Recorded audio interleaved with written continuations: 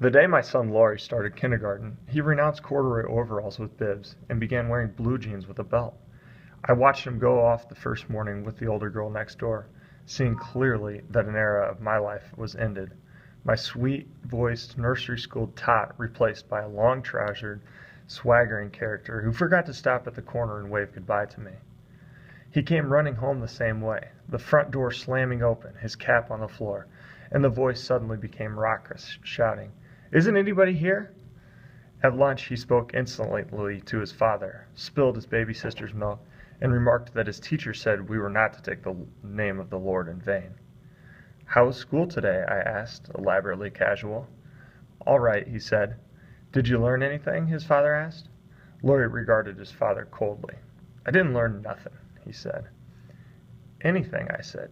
"Didn't learn anything." "The teacher spanked the boy, though," Laurie said, addressing his bread and butter. "For being fresh," he added, with his mouth full. "What did he do?" I asked. "Who was it?" Laurie thought. "It was Charles," he said. "He was fresh. The teacher spanked him and made him stand in the corner. He was awfully fresh." "What did he do?" I asked again, but Laurie slid off his chair, took a cookie, and left, while his father was still saying, "See here, young man." The next day, Laurie remarked at lunch as soon as he sat down, "Well, Charles was bad again today." He grinned enormously and said, "Today Charles hit the teacher."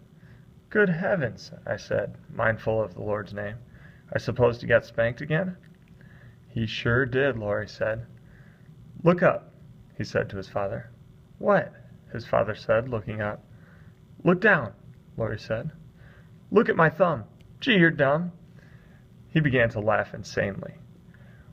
"Why did Charles hit the teacher?" I asked quickly. "Because she tried to make him color with red crayons," Laurie said. "Charles wanted to color with green crayons, so he hit the teacher and spanked him and said nobody play with Charles, but everybody did." The third day, it was a Wednesday, the first of the week.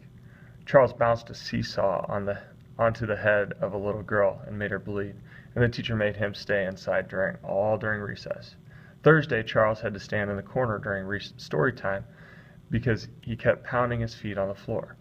Friday, Charles was deprived of blackboard privileges because he threw chalk.